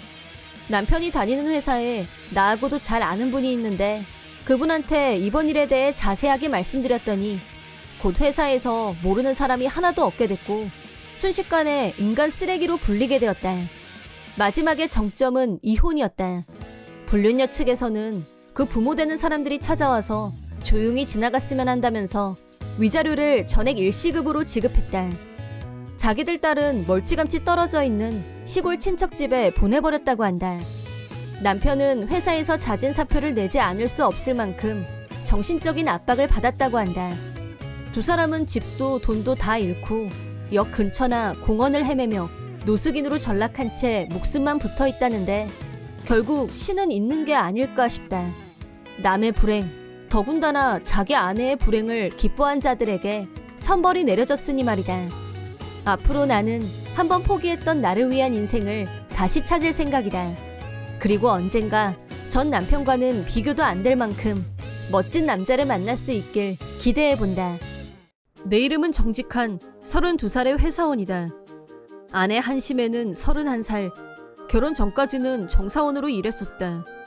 아내는 결혼도 했으니 직업을 바꿔보고 싶다고 했고 나는 아내의 의견을 존중했다. 하지만 결혼하고 2년이 지나도록 취업하려는 의지가 없어 보였다. 결혼 전 아내는 나름 똑똑했었다. 동거 중에는 똑같이 일하고 집안일도 반반씩 하고 그런데 막상 결혼하고 전업주부가 된 뒤로는 집안이 더 엉망이 됐고 저녁밥은 편의점 도시락, 냉동식품이 줄을 이뤘다. 그러던 아내가 고등학교 동창회에 다녀오더니 갑자기 집안일을 너무 열심히 하는 거였다. 아내의 변화는 기쁘다기보다는 꺼림칙한 느낌이 더 강했다. 이유는 2년이 넘도록 나와 장인, 장모가 아무리 주의를 줘도 전혀 움직이지 않던 사람이 왜 갑자기? 게으름 빼면 시체였던 아내가 갑자기 내 도시락까지 싸는 열정주부로 거듭난 것이다. 이유가 뭔지 의심할 수밖에 없었다. 설마 이 여자 바람난 거 아닐까? 합리적 의심. 하지만 바람이 나면 갑자기 차가워진다는 게 일반론인데 좀 안 맞는 것도 같고 아내는 정반대로 성실하고 자상하게 변한 게 이상했다. 결국 아내의 핸드폰을 스캔했다. 아내는 천성적으로 허술해서 비밀번호는 쉽게 풀렸다. 일단 눈에 띈 것은 동창회 이후 특정인과 연락을 주고받는 횟수가 부쩍 늘어났다는 사실이다. 상대의 이름이 이니셜로 되어 있어서 이름도 성별도 파악하기 힘들었다. 하지만 대화 내용으로 유추해볼 때 불륜이 확실했다. 아내는 이런 문장을 꽤 반복해서 보내고 있었다. 그날은 오래간만에 만족감 높은 밤을 보냈던 것 같아. 그때 일이 떠오를 때마다 네가 보고 싶어져. 마음만 달려가는 게 아니라 내 몸도 너를 원하는 것 같아. 남편과는 비교도 할 수 없을 정도로 대만족이었어. 결정적 단어는 빠져 있었지만 이 정도면 무슨 짓을 했는지 짐작이 가고도 남았다. 고딩 동창회에서 동창놈하고 눈이 맞았군. 갑자기 열이라는 주부가 된 건 바람 피우는 거 안 들키려고 그런 건가? 상대도 기혼자로 보였고 잠깐의 불장이 분명했다. 나는 이 증거를 들고 변호사를 찾아가 상담했다. 변호사는 어렵게 말을 꺼내면서 죄송하지만 이 정도 증거로는 부인께 위자료를 받아내고 이혼하긴 힘듭니다. 아내가 직접적인 표현을 쓰지 않은 것, 불륜남 이름을 이니셜로 저장해둔 건 나름대로 방어 전략이 먹힌 것 같았다. 호텔에 들어가는 사진이라던가 좀 더 확실한 증거가 필요합니다. 보안 사항을 조언한 변호사는 나한테 이런 말도 했다. 만약 부인이 나 불륜했다 그렇게 쉽게 인정할 성격이면 증거는 없어도 되는데 아닐 거예요. 전업한다고 하고서 2년이 넘도록 집에서 뒹굴뒹굴 했거든요. 말과 행동이 다르다는 말씀인데 불륜한 사람들은 기본적으로 시치미를 떼죠. 상황이 자기가 거액의 위자료를 물어줘야 할 판이 되면 철저하게 증거를 숨기고 은닉하려고 들 거예요. 불륜남도 마찬가지고요. 그런 의미에서도 지금 당장 소송을 하기보다는 시간을 두고 확실한 증거를 찾는 게 좋을 것 같습니다. 알겠습니다. 흥신소에 의뢰해서 확실하게 증거를 잡도록 하겠습니다. 나는 아내를 자유롭게 풀어놓기로 했다. 하지만 불륜남은 아내의 고향에 있었고 여기와는 멀리 떨어져 있었다. 두 사람은 서로 입으로만 보고 싶다고 할 뿐 직접 만나지는 않았다. 그렇게 표면상으로는 아무 일 없이 2주 정도가 지나갔다. 벌써 몇 주째 나를 세우고 있던 나는 정신적으로 피로감이 쌓였다. 유일한 변화라면 두 사람의 메시지가 점점 농염하게 변해갔다는 점이었다. 그 때문에 두 사람이 분명히 다시 만날 거라는 확신이 들었다. 때가 올 거다. 반드시 증거를 확보해야 한다고 생각한 지 3주 정도. 마침내 아내가 고향에 가서 친구 좀 보고 올게 라고 말했다. 나는 최대한 무심하게 반응했다. 저녁을 먹다가 아내가 툭 던졌을 때 긴장한 건 사실이다. 언제 갈 건데? 다음 주 화요일 1박만 하고 올 거야. 절친인데 하루 재워준대. 하필이면 화요일이었다. 내가 가장 바쁜 요일이었다. 주말에 내려가지 않는 건 만에 하나 내가 따라가겠다고 하면 일을 망칠 수 있으니까 머리를 쓴 거겠지. 동창회에서 다시 보니까 너무 반갑고 좋더라고. 다음에 또 보기로 약속하고 헤어졌거든. 그 집에 가서 자도 남편이나 애들은 괜찮대? 처음 보는 사이인데 그렇게 신세져도 돼? 그게 뭐 어때서. 괜찮아. 아마도 불륜남과 어느 호텔에서 만나기로 했겠지. 핑계거리로 만들어낸 절친에 대해서는 설정이 꼼꼼하지 못했던 모양이다. 알았어, 잘 다녀와. 잘 놀고 올게. 아내는 무사히 시험을 통과한 얼굴이었다. 죄책감 1도 없이. 나는 이혼 결심을 더 굳혔다. 아내는 가볍게 말했지만 당신 월급 진짜 쥐꼬리만 하다 라며 틈만 나면 월급을 갖고 나를 무시했던 것도 이유 중 하나였다. 아마도 집에 돈이 없는 걸 자기가 노는 탓이 아니라 돈 못 버는 내 탓으로 하려던 거 아닐까. 전업주부 한 명도 건사하지 못하는 무능한 남편이라는 꼬리표를 붙이고 싶어하는 것처럼 들렸다. 나도 아내에게 따진 적이 있었다. 당신 재취업은 언제 할 거야? 하다못해 알바라도 할 수 있는 거 아니야? 그랬더니 아내한테서 이해하기 어려운 말을 들었다. 당신이야말로 정사원 월급이 그것밖에 안 되면 알바 하나 더 해야 되는 거 아니야? 이런 입씨름을 지난 2년간 끊임없이 되풀이하면서 누적된 피로감과 불륜이란 변수에 남은 애정마저 삭제됐다. 아내가 책정한 내 한 달 용돈은 10만 원. 월급이 적어서라는 게 이유였다. 과연 내 월급은 그 정도로 적은가? 객관적으로 그렇지 않다고 생각한다. 도저히 인정할 수 없었지만 장래 아이가 태어날 때를 대비해서라고 하면 반론할 수가 없었다. 이토록 주머니가 얇은 내가 뭉칫돈이 나가야 하는 흥신소를 찾아가는 건 상당한 결심이 필요했다. 그런데도 불구하고 나는 아내의 디데이를 알게 된 다음 날 바로 흥신소를 찾아가 의뢰했다. 아내의 예상대로 나는 화요일만큼은 절대 회사를 쉴 수가 없었다. 불륜 증거 수집은 불가피하게 흥신소에 맡길 수밖에 없었다. 흥신소는 내 기대를 저버리지 않았다. 불륜남 차 안에서 키스하는 아내와 불륜남, 호텔에 들어갔다가 나오는 장면 등 결정적인 증거를 손에 넣을 수 있게 됐다. 흥신소 보고서에는 화요일 11시에 체크인을 해서 다음날 낮 12시에 체크아웃한 걸로 나와 있었다. 24시간 이상을 호텔에서 보낸 것이다. 한 달 만에 만나서 얼마나 반가웠을까. 불륜남에 대한 신상조사도 끝났다. 아내의 고교 졸업 앨범이 상당히 도움이 됐다. 역시 놈은 아내와 동창이었고 동창회에서 만난 후 호텔로 간 게 분명했다. 아내와 불륜남은 이제 완전히 불이 붙은 것 같았다. 아내는 주 1회 고향으로 내려갔다. 증거는 엄청나게 쌓여갔다. 결국 내가 흥신소에 뿌린 돈은 500만 원이 넘었다. 한편 아내의 핸드폰을 본 바로는 불륜 당사자들은 자기들 행동이 전혀 들키지 않을 걸로 믿고 있는 눈치였다. 우리 남편 아무것도 몰라. 우리 불륜도 너무 완벽하게 잘하지 않아? 라며 완전히 자화자찬 모드에 빠져 있었다. 아내의 착각을 뒤로하고 나는 이혼을 위한 빌드업을 착실하게 진행했다.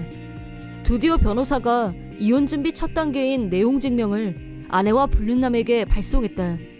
업무 중에 아내한테서 연락이 왔다. 가만히 있다가 갑자기 웬 이혼이야? 이게 말이 돼? 난데없이 이 서류는 뭔데? 나 지금 정신적 고통이 이루 말할 수 없다는 거 알아둬? 이거 다 위자료 청구할 거야. 어떻게 하면 이토록 비객관적일 수 있는지 듣고 있다가 빵 터지고 말았다. 나는 선을 그었다. 위자료 낼 사람은 너야. 이혼 서류에 사인이나 잘해놔. 아내는 히스테리 발작을 일으켰다. 도저히 말이 안 통했기 때문에 다시 변호사와 같이 얘기하기로 했다. 며칠 후 우리 집에서 나, 아내, 불륜남 그리고 변호사가 한자리에 모였다. 거기에 내가 부르지도 않았는데 장인 장모까지 올라오셨다. 아내는 자기가 불륜했다는 말은 쏙 빼고 내가 일방적으로 이혼하자고 한다는 식으로 말을 한 모양이었다. 아내와 마찬가지로 장인 장모도 히스테리를 부리면서 나한테 욕을 했다. 장인이 큰 소리치면서 너 내 딸을 버리겠다는 거야? 위자료도 10억 내놔! 아내는 지원군을 만나 기세가 등등해졌다. 아무 근거도 없이 자기들끼리 금액을 미리 정한 모양이었다. 위자료 10억을 저더러 내라고요? 한심해가 불륜을 했는데 뭐 내 딸이 불륜을 했다고? 조금 전까지 승기를 잡고 있던 아내의 얼굴이 굳어버렸다. 자기한테 상황이 유리하다고 착각하고 있었던 모양이다. 다수결로 정하는 일이라면 내가 완패했을 거다. 하지만 변호사가 나서서 증거를 제시하며 설명하자 형세가 완전히 역전됐다. 저는 10억까지는 요구 안 할 거고 파격적으로 3천만 원씩만 청구합니다. 나는 아내와 불륜남을 보며 말했다. 아내는 성질을 내며 거부했다. 전업주부가 그런 돈이 어디 있다고 달래? 내가 전업주부 하라고 했어? 네가 게으름 피운 거잖아. 네 자신을 탓해. 나는 따끔하게 한 방 날려주고 깨끗하게 이혼했다. 불륜남은 자기 아내한테 들켜서 똑같이 위자료를 3천만 원 지급하고 이혼했다고 한다. 그리하여 전처는 양쪽 위자료로 6천만 원을 내야 되는 처지가 됐다. 전처와 불륜남은 고향에서 얼굴도 못 들고 다니게 됐다. 이미 소문이 파다하게 일대를 장악해버렸기 때문이다. 전처는 장인 장모에게 손절당한 후 허름한 아파트에 살면서 위자료를 갚기 위해 마침내 알바를 시작했다고 한다. 앞으로는 고등학교 동창회가 열려도 두 사람은 두 번 다시는 갈 수 없을 것이다. 나는 부모님과 셋이서 살고 있고 부모님이 워낙 강아지를 좋아하셔서 마당에서 강아지를 키우고 있었다. 아빠는 강아지를 너무나 사랑한 나머지 앞마당을 강아지 전용으로 개축해서 마당에 있던 거추장스러운 것들을 전부 제거하고 강아지가 마음껏 뛰어놀 수 있게 만들었다. 대신 강아지가 밖으로 빠져나가지 못하게 여닫이가 가능한 철조망을 설치해서 강아지가 뛰어노는 시간에만 앞마당을 막아놨었다. 회사가 쉬는 날이면 아빠는 마당에서 강아지와 몇 시간이고 같이 놀았고 엄마도 옆에서 같이 그 시간을 즐겼다. 그런 부모님의 영향을 받아서 나도 강아지를 정말 좋아했는데 우리 가족을 힘들게 하는 사람이 있었다. 그건 바로 앞집에 사는 한심해 씨였는데 자기 차를 주차하기 위해서 매번 우리 마당에 자기 차를 한 번 넣은 다음에 주차를 했다. 노는 시간 이외에는 마당에 강아지를 묶어놨기 때문에 위험하니까 삼가달라고 말로 주의했지만 한심해 씨는 전혀 고치려고 하지 않았다. 우리 차는 마당 옆에 따로 만들어 놓은 자동차 전용 공간이 있어서 평상시에는 철조망을 치면 드나들기 귀찮아서 거의 하지 않았었는데 어쩔 수 없이 철조망을 계속 펼쳐놨다. 이러면 마당을 침범하지 않을 줄 알았는데 한심해 씨는 철조망을 자기 멋대로 걷어내고 여전히 우리 마당에 차를 넣었다가 주차를 했다. 그걸 본 부모님이 남의 집 마당에 함부로 들어오지 말라고 화를 냈지만 한심해 씨는 그거 조금 들어온 걸 갖고 뭘 그렇게 따지나? 마당이 다른 것도 아니고 라면서 전혀 반성하는 기미가 없었다. 마당에는 강아지가 있기 때문에 위험하니까 제발 그만하시라고 알아듣게 말했지만 한심해 씨는 묶어놨는데 어떠냐며 무시. 우리가 하는 말은 전혀 들으려고 하질 않았다. 경찰에 가서 말을 한 적도 있었는데 주차할 때 잠깐 침범하는 정도 아니냐며 경찰에서는 별로 대수롭게 생각하지 않았다. 서로 잘 타협하시는 게 좋지 않냐며 알아서 해결하라는 분위기였다. 어떻게 하면 좋을까 고민하는 와중에도 한심해 씨는 여전히 우리 마당을 주차 확장 공간으로 쓰고 있었고 그러다 악몽 같은 일이 벌어지고 말았다. 그날 나는 휴일 출근을 하게 돼서 일요일이지만 회사에 나와 있었다. 일하고 있는데 집에서 전화가 왔고 엄마가 전화기를 붙잡고 울면서 포치가 라며 계속 울기만 했다. 무슨 일이냐고 아무리 물어도 엄마는 울기만 할 뿐 말을 잇지 못했다. 걱정이 된 나는 일을 하다 말고 집으로 달려갔다. 회사하고 집은 걸어서 갈 수 있을 정도로 가까웠기 때문에 차로 달리면 몇 분이면 도착할 수 있었다. 엄마는 피투성이가 된 포치를 안고 오열하고 있었다. 아빠는 한심혜 씨를 향해 열변을 토하고 있었다. 한심혜 씨 차에도 혈흔이 묻어 있었다. 한심혜 씨 차에 포치가 치였다는 걸 금세 알 수 있었다. 엄마한테 달려갔지만 엄마는 강아지를 부둥켜 안고 우느라 내가 온 줄도 몰랐다. 엄마한테 빨리 병원 가야지. 그대로 안고 얼른 차에 타. 우선 엄마를 정신 차리게 한 후 바로 동물병원으로 달려갔다. 다행히 아직 포치를 구할 가능성은 있었지만 수술 전 의사는 살아날 확률이 반반이라고 했다. 엄마는 완전히 무너져 내렸고 나도 절망감으로 눈앞이 캄캄했다. 수술을 마친 포치는 입원했고 엄마와 나는 포치를 잘 부탁드린다는 인사를 하고 집으로 왔다. 우리가 집에 도착하자 아빠는 병원에 가려고 시동을 걸고 있었다. 일단 수술은 잘 마쳤지만 살아날 확률은 반반이라고 하자 아빠는 손으로 눈을 꾹꾹 누르며 눈물을 참았다.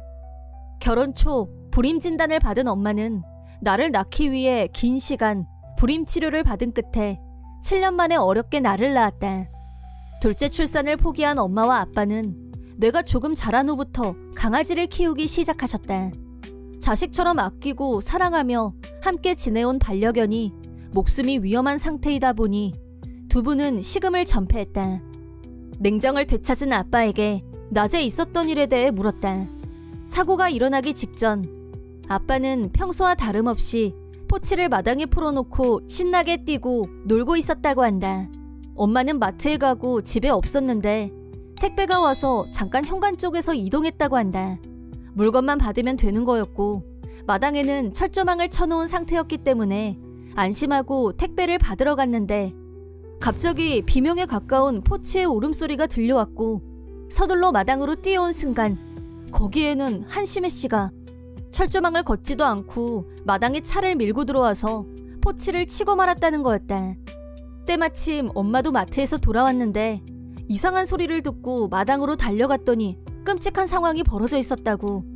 엄마는 포치를 안고 울었고 아빠는 한심혜 씨에게 이게 무슨 만행이냐고 소리쳤다. 매번 내가 이걸 손으로 걷어내려니까 좀 귀찮아야 말이지. 어쩌다 한번 이랬는데 하필 걔도 목줄을 풀어놨었네. 이게 내 잘못은 아니지. 그쪽에 철조망 쳐놓고 걔를 풀어놔서 그런 거잖아. 라며 적반하장 뻔뻔하기 그지없는 무개념 막말을 쏟아냈다. 그러고 나서 내가 집에 왔고 엄마와 둘이 포치를 데리고 병원에 간 뒤에도 아빠는 계속 한심혜 씨에게 어떻게 책임질 거냐고 따졌다. 좋아요. 그만하죠. 이러면 됐죠? 라면서 10,000원짜리 한 장을 꺼내서 아빠한테 던지면서 한마디 덧붙였다는데 분명히 말해두는데 나도 말이야 당신네 다 늙은 개 한 마리 때문에 차가 더러워졌거든? 세차비 따로 청구할 거니까 그렇게 알아요. 라고 하더니 문을 쾅 닫고 집으로 들어가 버렸다고 한다. 물론 아빠는 경찰을 불렀다. 이번에는 강아지를 차로 치었기 때문에 경찰도 출동했지만 가해자인 한심혜 씨는 경찰이 찾아와도 이미 돈도 줬고 합의를 다 본 사안이라고 주장. 경찰하고도 얘기가 안 통했다.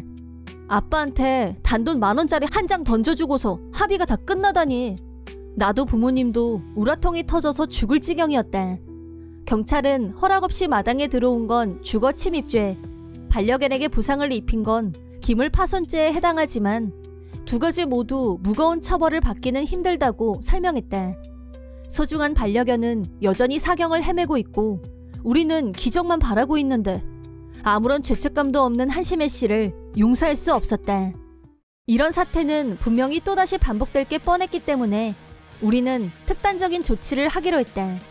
아빠는 같은 애견가이자 토목회사를 경영하고 있는 지인분을 집으로 불렀고 마당의 흙을 일정 부분 깊이 파낸 후 그 위에 시트를 깔고 다시 흙으로 위를 덮었다. 모든 준비를 완벽하게 끝내고 철조망도 활짝 열어놓고 맞이한 다음 날 우리가 예상했던 대로 이번 일에 대해 전혀 반성하지 않는 한심혜 씨는 마당에 철조망이 없자 마음 놓고 차를 밀고 들어왔을 것이다. 우리가 그 덫에 걸리기만 기다리고 있는 줄도 모르고 갑자기 깍 하는 비명이 들려서 나가봤더니 우리가 파놓은 구멍에 한심해 씨 차가 탄 채로 빠져 있었다. 한심해 씨는 뭐해? 그냥 보고만 있을 거야? 빨리 나 좀 꺼내. 누가 여기에 구멍 팠어? 당신들 때문에 다쳤으니까 위자료 물어내? 내 차도 새 차로 뽑아오고! 라며 광분했다. 잠시 후 한심해 씨는 자기가 직접 구급차를 불러서 병원에 갔고 경찰에 연락해서 일부러 파놓은 구멍에 자기가 빠졌다고 했지만 내가 경찰에 지난번에 반려견이 부상당한 일이 있어서 연못을 만들어서 함부로 차가 못 들어오게 할 생각이었어요. 아직 공사 중이었고요. 그런데 그분이 저희 마당에 또 멋대로 들어왔다가 이렇게 된 거예요. 라고 하자 경찰은 내 말을 충분히 이해했다면서 따지고 보면 불상사가 일어난 지 얼마 되지도 않았는데 똑같은 행위를 반복하고 있는 한심해 씨 쪽의 과실이 더 크다고 볼 수 있다는 말을 덧붙였다. 한심해 씨는 자기는 연못 얘기는 전혀 들은 적이 없다. 당장 위자료 내놔 라며 광분했지만 남의 집 마당에서 공사를 하는데 거기에 차를 몰고 들어간 사람이 잘못이다. 경찰에 신고된 것만 2번째다. 그렇게 해서 경찰에서는 한심해 씨를 상습범으로 취급하게 됐다. 또 구멍에 빠질 때 입은 충격으로 골절이며 목 부상 등으로 몇 달간 꼼짝없이 병원 신세를 지게 됐는데 생각할수록 통쾌했다. 결과적으로 한심해 씨는 전과가 생겼고 우리는 한심해 씨에게 합당한 위자료를 청구했다. 또 애완견이 아닌 반려견이라는 표현을 쓰는 새로운 시대에 이번 만행이 주민들에게 알려지면서 한심해 씨는 동네에서 인간 말종으로 취급받는 신세가 되고 말았다. 퇴원 후 집에 왔지만 눈치를 보며 동네 사람들을 피해 다녀야 했고 우리 집에 위자료를 갚아야 했기 때문에 이사갈 돈도 없었다. 사람들의 차가운 시선을 받으며 이 동네에서 산다는 게 가시방석에 앉은 거나 마찬가지였을 거다. 마침내 본인은 노이로제에 걸렸고 친정 부모님이 남은 위자료를 일시불로 처리한 후 우리한테 몇 번이나 정중하게 사과하고 마무리됐다. 한편 병원에서 생사를 헤매던 우리 포치는 다행히 수의사님이 잘 치료해 주셨고 포치도 열심히 병마와 싸워준 덕분에 무사히 집으로 돌아왔다. 퇴원 후에는 엄마 아빠가 헌신적으로 간병을 하셨고 반년 정도가 지나자 구멍을 없애고 다시 원상복구한 넓은 마당에서 마음껏 뛰어놀 수 있게 됐다. 들리는 소문에 의하면 그 사건 이후 한심해 씨는 사람들 시선을 두려워하다 우울증에 걸렸고 집에서 두문불출 상태라고 하는데 당연히 받아야 할 벌을 받고 있다고 생각한다. 사이다 무비튼. 내 이름은 가정이 남편, 사랑스러운 아들과 함께 행복하게 살고 있다. 하지만 지금 가정은 재혼이고 10년 전에 전 남편 노진상과 이혼한 경력이 있다. 처음 나와 노진상은 주변 사람들이 부러워할 정도로 인꼬 부부였다. 나도 이렇게 자상한 남자는 드물 거라고 생각했던 게 사실이다. 나와 노진상이 유난히 사이가 좋았던 건 우리가 소꿉친구였기 때문일 거다. 우리는 유치원 때부터 같이 놀았고 그 뒤로도 늘 함께였다. 워낙 친하다 보니 주변 친구들은 우리더러 차라리 사귀라며 여기저기서 등을 떠밀었고 그 힘을 빌려 우정에서 사랑으로 그렇게 결혼하고 부부가 되어 함께 살았다. 신혼 초에는 아직 연애 감정도 남아있었고 달달 커플이었다고 생각한다. 그러다 회사 일 때문에 노진상이 장기 출장을 가게 되면서 별거나 다름없는 상태가 됐다. 그때 혼자 있으면서 문득 그런 생각이 들었다. 이렇게 노진상 없이 혼자 있어 본 게 대체 얼마만이야?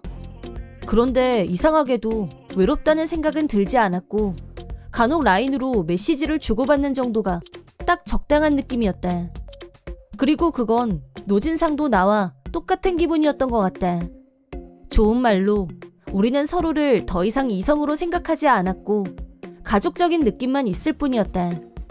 그동안은 주변에서 하도 소꿉친구, 인꼬 부부라고 추켜 세워주다 보니 우리도 그런 자기 세뇌에 빠져 있었던 게 아닐까 하는 생각도 들었다. 현타가 왔다고나 할까? 서로 연락하는 횟수가 점점 뜸해졌다. 3년을 그렇게 보내다 이런 부부관계는 무의미하다고 결론짓고 이혼했다. 건강하게 잘 지내, 종이야. 너나 잘 챙겨. 너 나 없다고 막 살다가 한 방에 가는 수가 있어. 주변 사람들은 충격받은 것 같았지만 나는 그때 그 결정을 후회한 적은 없다. 서로 아무 미련 없이 쿨하게 작별하고 헤어졌다. 그렇게 솔로로 10년을 지내다가 38살에 이 남자다라는 확신이 든 사람과 다시 결혼했다. 첫 번째 결혼도 딱히 불만이 있었던 건 아니었다.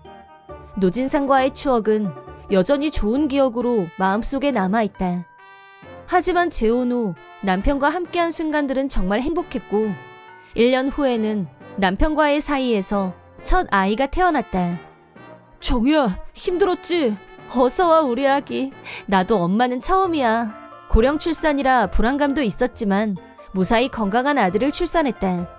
아들아이는 쑥쑥 건강하게 잘 자라줬다. 부모님은 내가 결혼하고도 아이가 없는 것에 대해서 겉으로는 한 번도 표현한 적이 없었지만 속으로는 많이 기다렸었는지 아들아이가 태어났을 때 뛸 듯이 기뻐하셨다. 우리가 사는 곳은 친정과 꽤 거리가 있었기 때문에 좋은 것만 보이면 선물을 보내셨고 어떤 선물을 보내주실까 기다리는 즐거움이 생겼다. 그러다 그 해도 설날이 돼서 친정에 인사를 드리러 갔는데 길에서 노진상과 딱 마주쳤다. 노진상도 어떤 여자분과 같이 있었고 나도 남편을 노진상에게 소개하고 서로 인사를 나눴다. 남편도 그 사람에 대해서 알고 있었기 때문에 얼굴은 처음 봤지만 특별히 문제될 건 없었다. 한 동네에 살았으니 이런 우연이 일어나는 것도 이상할 게 없다고 가볍게 넘겼었다. 노진상 부인의 이름은 한재숙이라고 했고 재혼해서 각자 행복하게 잘 살고 있으니 다행이라고 생각했었다. 하지만 한재숙이란 여자는 얼마 안 있어 심각한 문제를 일으키는 요주의 인물이 되고 말았다. 그날 저녁 한재숙이 불쑥 친정으로 나를 찾아왔다. 그러더니 갑자기 자기한테 사과하라며 다짜고짜 따지고 들었다. 오늘 처음 본 사이인데 내가 뭐에 대해서 사과해야 하냐고 물었더니 억지 논리로 저세상 대답을 했고 나는 아연 질색하고 말았다. 요약하자면 자기는 지금 30대 후반이고 임신은 어려울 것 같다. 내가 노진상과 조금만 더 일찍 헤어졌더라면 자기가 노진상을 더 빨리 만났을 거고 그랬으면 아이도 낳을 수 있었을 거라면서 나 때문에 그런 꿈이 다 사라졌으니 사과하라고 요구했다. 이게 대체 무슨 개뼈다귀 같은 소리인지 이해가 안 돼서 그냥 듣고만 있었다. 여자는 연령대에 따라 임신 확률이 달라진다는 건 상식이지만 자기의 불임을 나와 노진상의 이혼 시기로 책임을 돌리는 건 어불성설이었다. 그런 마구잡이 논리를 얘기하러 여기가 어디라고 찾아온 건지 나는 이 여자가 갑자기 무섭다는 생각이 들었다. 어처구니 없는 말을 들어주느라 현관에 붙잡혀 있는 나를 본 엄마가 노진상에게 연락했고 바로 달려온 노진상은 나한테 미안하다고 사과했다. 미안해. 불임은 우리 둘의 문제지 너랑은 상관없어. 이 사람이 충격이 컸는지 혼란스러워하는 상태라서 그래. 내가 나중에 다시 정식으로 사과할게. 당신이 왜 저 여자한테 머리를 숙여? 당신은 억울하지도 않아? 한재숙은 분이 안 풀렸는지 계속 씩씩거렸지만 노진상이 이 상황을 직접 봤으니 앞으로 이런 일이 없게 하려니 믿고 있었다. 하지만 진짜 지옥은 그 다음부터 시작됐다. 나는 한재숙이란 여자가 무서웠고 부모님도 그만 가는 게 좋겠다고 하셔서 집에 갈 준비를 하고 있었다. 그런데 누가 친정집 대문을 쾅쾅 두드렸고 설마 했는데 역시나 한재숙이었다. 오늘은 또 왜 왔나 하고 있는데 갑자기 아들아이를 보더니 꼬마야 안녕. 나 오늘 저 꼬마 나한테 돌려달라고 말하려고 왔어. 라는 말을 듣고 남편, 부모님 모두 동시에 뜨악했다. 남편이 얼른 아들아이를 안고 안으로 들어갔는데 한재숙 눈빛에서 심상치 않은 느낌이 들었다. 내 아들을 당신한테 돌려달라니 앞뒤가 안 맞는다고 하자 한재숙은 큰 소리로 웃으면서 진짜 뭘 모르네. 노진상하고 당신이 더 일찍 헤어졌으면 나도 분명히 아이를 가졌을 거야. 그럼 논리적으로 당신 아들은 내가 데리고 가는 게 합리적인 거 아니야? 라며 논리적, 합리적 1도 없는 헛소리를 했다. 말도 안 되는 소리 그만해요. 내 아들은 나하고 우리 남편 아이예요. 당신하고는 아무 사이도 아니고 무슨 권리로 이래요? 내가 강하게 나오자 한재숙의 표정은 험악하게 변했고 내가 왜 관계가 없어? 완전 권리 있거든? 당신 때문에 우리는 아이를 못 낳게 됐는데 그런데 왜 당신만 이혼하고 나서 애를 낳았냐고? 왜 당신만 행복하냔 말이야? 왜? 당장 당신 아들 내놓으란 말 안 들려? 라면서 나한테 달려들었고 아버지가 달려와서 한재숙의 팔을 잡고 깍지를 껴서 제압. 엄마는 경찰에 연락했지만 나는 겁이 나서 벌벌 떨었다. 아버지가 중간에서 막아주셔서 크게 다치지는 않았지만 주먹으로 몇 대 맞기도 하고 손톱으로 긁힌 자국도 있고 몸에 상처와 멍자국이 생겼다. 잠시 후 경찰이 집에 도착해서 한재숙을 데리고 갔다. 내 아들 내놔 이 도둑아! 잡혀가면서도 계속 소리를 질렀고 공포 그 자체였다. 나중에 노진상이 찾아와서 사과도 하고 위자료와 치료비까지 충분히 보상하겠다고 했다. 나와 남편은 노진상에 대해서는 아무 유감이 없었고 오히려 사고는 부인이 쳤는데 자기가 다니면서 뒤치다꺼리를 하는 모습이 짠해 보였다. 노진상이 다녀간 후 한재숙 부모님도 찾아오셔서 무릎 꿇고 사과했는데 다시는 자기 딸이 우리 주변에 얼씬하지 않도록 하겠다고 약속하고 가셨다. 나는 여기에 사는 건 아니기 때문에 집에 가면 자연스럽게 한재숙한테서 멀어지지만 아까는 정말 무슨 일이 생길 것만 같아서 정말 무서웠다. 나는 병원에 가서 상처난 곳을 치료하고 아들아이를 데리고 집으로 돌아왔다. 노진상과 한재숙은 그 일이 있고 얼마 후 이혼했다고 한다. 한재숙은 정신적으로 문제가 있었고 조용한 시골 마을에 있는 병원에 입원해서 장기 치료를 받을 계획이라고 들었다. 입원까지 했지만 한재숙은 자기가 정신병이란 걸 인정하려고 하지 않았다. 간호사한테 내 아기 돌려내 라면서 히스테리를 부렸고 노진상을 만나야 한다며 병원에서 몰래 도망치려고 했기 때문에 지금은 열쇠가 채워진 방에서 철저한 감시와 격리 치료를 받고 있다고 한다. 아이를 원하는데 낳을 수 없었던 것에 대해서는 안타깝게 생각하지만 그렇다고 그녀가 한 행동도 용서할 수 있는 건 아니라고 본다. 다행히 남편이 아들아이를 보호했고 부모님이 막아주신 덕분에 큰 피해는 입지 않았지만 만약 아들아이를 유괴라도 했다면 아마 나는 절대 한재숙을 용서할 수 없었을 것이다. 우연히 노진상과 재회했을 때에는 서로 다른 짝을 만나 행복하게 살고 있어서 다행이라고 생각했었는데 이런 불상사가 생기다니 우리 인연이 악연이 된 것 같아서 슬펐다. 노진상은 본성이 착한 친구니까 언젠가 자신에게 딱 어울리는 사람이 나타날 거라고 믿어 의심치 않는다. 이번 영상은 어떠셨나요? 재밌게 보셨다면 구독, 좋아요에 댓글까지 달아주시면 감사하겠습니다. 그럼 다음 영상에서 만나요.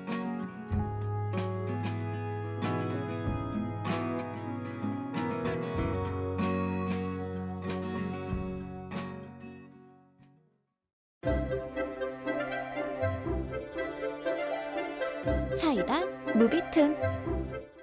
시댁에서 겪었던 충격적인 사건. 젖먹던 힘까지 짜내서 필사적으로 맞섰던 그날의 기억. 나는 남편과 결혼한 지 아직 2년째였고 그날 우리는 시댁에 갔었다. 1년 전 오늘도 원래는 시댁에 갈 예정이었는데 내가 연말에 심한 감기에 걸려서 결혼 첫 설에 시댁에 못 갔다. 그래서 이번에 시댁에서 처음 보내는 한 해의 마지막과 설날이었다. 나는 남편과 나이 차이가 많았고 우리는 10살 나이 차이를 극복한 커플이다. 하지만 우리는 모든 면에서 잘 통했다. 취미, 취향, 금전 감각까지 모든 게 맞았고 같이 있으면 마음이 편했다. 남편은 자상한 성격의 소유자로 내가 자기보다 어리다고 해서 무시하거나 아래로 보는 일도 없이 항상 대등한 상대로 대해주는 게 무엇보다 기분이 좋았다. 내가 시댁에서 연말연시를 보낼 거라고 하자 주변 친구들은 명절에 시댁에 가면 며느리는 종이나 다름없다. 각오하라며 겁을 줬지만 막상 시댁에 가니 그다지 할 일도 별로 없었고 하라는 일도 없고 이 정도면 할만한데? 그런 느낌이었다. 결혼할 때 시부모님, 시아주버님 부부와 상견례를 한 이후로 이렇게 장시간 같이 있는 건 처음이었다. 아직 익숙하지 않은 사람들과 있으려니 긴장도 됐지만 남편이 편하게 있으라고 계속 말해줘서 조금씩 긴장이 풀렸다. 낮에는 음식 준비로 바빴지만 저녁엔 한 상 가득 차린 음식을 다 같이 먹었고 이제 순서대로 씻고 자는 일만 남았을 때였다. 시어머니는 남편한테 너부터 씻으라고 말씀하셨고 남편이 욕실로 들어갔다.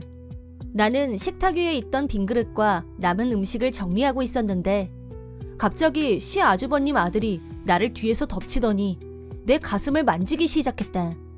대박! 완전 부드러워! 라는 부적절한 행동을 했고 나는 머릿속이 하얘졌다. 당장 그만두라고 소리치며 저항했지만 이미 대학생 성인이었기 때문에 내 힘으로는 감당이 안 됐다.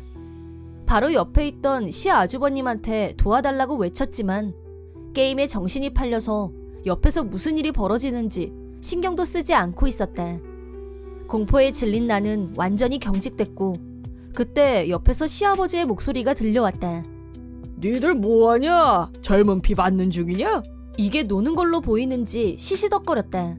심지어 이 광경을 목격한 시어머니는 에이구 저놈 좀 보게 누가 사내 아니랄까봐 라고 한가한 소리나 하면서 야단치고 말릴 생각 따위는 없어 보였다. 형님도 그 자리에 있었고 다 보는 앞에서 자기 아들이 나를 추행하는데도 어쩔 줄 몰라 할 뿐 나를 구하려는 행동은 전혀 없었다. 그런 와중에 시아버지까지 가담하더니 니들만 재미 보지 말고 나도 좀 껴줘. 라고 하더니 내 손을 움켜잡았다. 이때다 싶었는지 조카는 내 옷을 벗기려고 달려들었고 이대로 가다가는 정말 겁탈당하게 될 거라는 절체절명의 순간 나도 모르는 힘이 저기 어딘가에서부터 솟아올랐다. 분노로 솟구친 힘을 모아서 먼저 조카 놈을 발차기로 날려버리고 다음은 시아버지의 사타구니를 걷어찼다. 충격이 컸는지 시아버지는 눈이 하얗게 뒤집히더니 바닥을 대굴대굴 뒹굴었다. 두 남자를 동시에 날려버렸지만 여전히 분이 안 풀린 나는 밥상을 들어서 벽으로 던져버렸다. 먹다 남은 음식이 사방으로 튀어오르고 조상님 위패를 모신 곳까지 박살이 났다. 그러자 시어머니는 지금 뭐 하는 거야? 라며 소리를 질렀다. 바로 그때 남편이 욕실에서 나왔는데 시어머니는 남편한테 대고 너 이 미친 애 좀 어떻게 해? 얘가 지금 집안을 난장판으로 만들고 제정신이 아니야! 라면서 소리를 질렀지만 시아버지는 웅크리고 있고 조카놈은 쭈그리고 앉아서 씩씩거리고 내가 흥분한 모습을 보자 남편은 아무 말도 하지 않고 나한테 다가오더니 내 손을 잡고 우선 병원부터 가자고 했다. 남편과 차에 탄 후 원래의 나로 돌아온 나는 방금 전 느꼈던 공포와 분노 때문에 주수석에 앉아서 뜨거운 눈물을 펑펑 쏟아냈다. 남편도 내 손목에 생긴 멍자국을 보면서 분노를 금치 못했다. 남편은 나를 병원에서 치료받게 했지만 우리가 있는 곳은 시댁이 있는 곳이었고 잠잘 곳은 시댁뿐이었다. 다시 공포가 되살아난 나는 절대 병원에서 나가지 않겠다고 외치다가 과호흡 증상이 왔고 안정제를 맞은 후 그날은 병원에 입원하기로 했다. 개인실에서 둘이 됐을 때 남편도 나만큼 화가 나서 눈이 벌겋게 충혈될 정도였다. 남편은 나한테 정말 미안하다며 사과했다. 처음으로 남편이 우는 모습을 봤는데 남편이 나한테 진심으로 미안해하고 있다는 게 느껴졌다. 남편의 그런 모습을 보자 나도 왠지 남편한테 미안한 마음이 들었다. 남편은 의사한테 말해서 진단서를 끊었다. 그러더니 남편은 간호사에게 부탁한다더니 나만 병원에 두고 뒷정리를 하고 오겠다며 혼자 시댁으로 갔다. 남편은 다음날이 돼서야 돌아왔는데 지난밤에 있었던 일을 말해줬다. 시댁으로 간 남편은 우선 경찰을 집으로 불렀다. 시어머니는 명절에 집안에 경찰이 웬 말이냐며 펄쩍 뛰고 난리도 아니었다고 한다. 하지만 남편의 분노는 임계치를 넘었고 부를 만하니까 부른 거야. 당신들이 무슨 짓을 했는지 아직도 모르겠어? 여자를, 그것도 가족을, 내 귀한 아내를 겁탈하려고 했어. 빤히 보면서 아무도 말리지 않았다는 게 말이 되냐고! 라고 분노한 남편은 고래고래 소리를 질렀다고 한다. 그러자 시어머니는 장난 좀 친 거 가지고 난동 부린 게 누군데 걔가 반항하는 바람에 집안이 엉망이 된 것 좀 보라면서 위패를 엉망으로 만든 것까지 포함해서 나한테 손해배상을 청구하겠다고 했다고 한다. 하지만 이미 집에 도착해 있던 경찰관들도 대화 내용을 듣고 있다가 나머지 가족분들은 며느님이 강제추행을 당하고 있을 때 뭘 하고 계셨어요? 왜 말리거나 피해자를 보호하려고 하지 않으셨어요? 피해자가 느낀 극심한 공포와 수치감에 대해서 아무 느낌이 없었습니까? 라고 엄중하게 추궁하자 아무도 대답을 못했다고 한다. 그 후 나는 남편과 경찰서를 찾아서 피해 신고를 접수했고 여성 경찰관에게 피해 상황에 대해 묻는 말에 구체적으로 대답했다. 시댁에는 도저히 갈 수 없었고 남편이 근처 호텔을 예약해서 며칠 동안 추위를 지켜보며 호텔에서 지냈다. 다행히 시아버지와 조카는 체포됐고 근친 성추행범으로 전과가 남게 됐다. 사건이 완전히 마무리된 건 아니지만 계속 호텔에 있을 수만은 없어서 집으로 돌아왔다. 대신 남편이 계속 경찰과 연락하면서 사건이 마무리될 때까지 긴장을 놓지 않았다. 시어머니는 내가 집안을 엉망으로 만들고 위패를 부순 책임을 물어 위자료를 청구하겠다면서 이를 갈았는데 남편이 변호사를 고용해서 정당방위를 입증해냈고 시어머니의 요구는 기각됐다. 반대로 남편이 시댁을 상대로 몇천만 원의 위자료를 청구했다. 한편 나를 강제추행하고 겁탈하려고 했던 조카는 대학 졸업반으로 최종 면접까지 합격한 상태였지만 이번 일이 외부로 알려지면서 입사가 취소됐다. 남편은 시댁과 절연하겠다고 분명히 선을 그었고 그 말을 들으니 한결 마음이 놓였다. 그런 집에 두 번 다시 가고 싶지 않은 건 말할 나위 없었고 여전히 트라우마가 남아있어서 그때 일이 떠오르면 몸이 발작을 일으킨다. 한편 시댁은 조용한 연말에 경찰이 들이닥쳤다는 게 소문이 나면서 상정 못할 집안이라는 게 다 알려진 모양이었다. 그 결과 시아버지 시어머니는 자영업자였는데 손님들 발걸음이 뚝 끊어지면서 순식간에 파산을 맞았다. 또 시어머니는 동네 사람들 사이에서 시아버지가 며느리를 겁탈하려고 하는데 구경거리 난 것처럼 좋다고 웃고만 있었다는 게 소문이 나면서 개 돼지 취급을 받았고 완전히 고립되면서 어딜 가나 사람 대접을 못 받았다. 시 아주버님도 마찬가지로 자기 아들이 성범죄를 저지르고 있는데도 게임에 미쳐서 거들떠도 보지도 않고 아들을 말릴 생각도 없었다는 게 회사에까지 알려지면서 전 사원들에게 개무시당했고 결국 우울증을 얻으면서 회사를 그만뒀다고 한다. 형님도 지인들로부터 외면당하긴 마찬가지였고 말 거는 사람 하나 없다 보니 원래도 소심한 편이었지만 은둔형 외톨이가 됐다고 한다. 나는 집으로 돌아온 후 안정을 취하면서 조금씩 일상을 회복했고 지금은 평온하게 지내고 있다. 끔찍한 일을 겪었지만 남편이 옆에서 지켜준 덕분에 큰 힘을 얻었다. 친정 부모님께도 이번 일에 대해 사실대로 남편은 친정 아버지께 얻어맞을 각오로 말씀드렸는데 앞으로 시댁과는 절연하겠다고 선언했다. 그러자 아빠는 우리 딸을 지켜줘서 고맙다고 하셨고 남편은 정말 죽을 죄를 지었다며 눈물로 사죄했다. 시댁 식구들은 하나같이 최악의 인간들인데 남편만 어쩜 일이 다른지 이 남자가 내 남편이라 정말 다행이다. 앞으로 인간 말종 시댁 인간들은 사람들의 따가운 눈총 속에서 자신들이 저지른 짓에 대한 대가를 치르게 될 것이다.